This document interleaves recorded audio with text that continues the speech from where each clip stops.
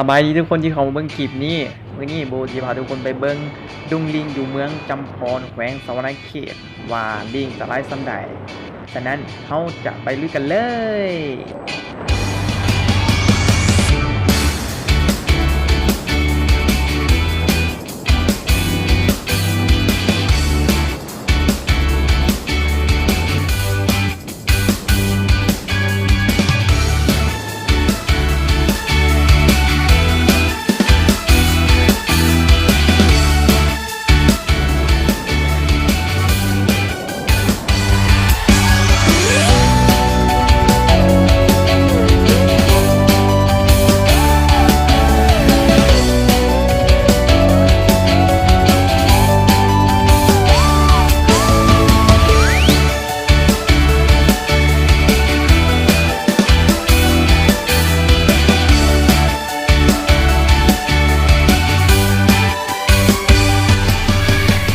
และตอนนี้เราก็มาหอดดุงลิงมาเทียมหอยแล้วเราจะไปเบิ่งลิงกันเลย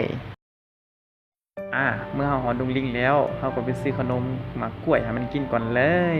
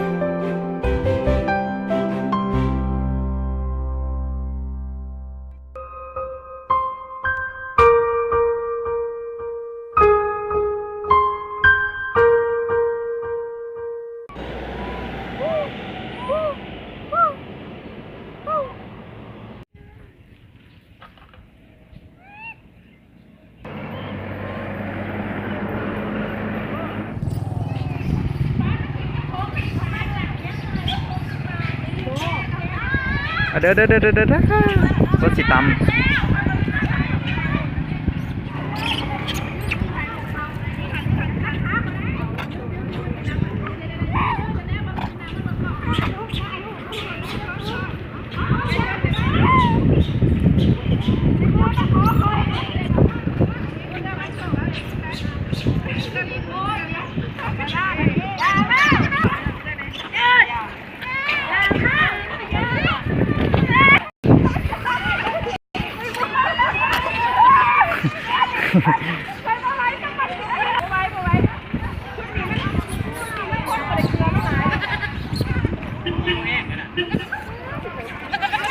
มันออกลายดูคนมากิน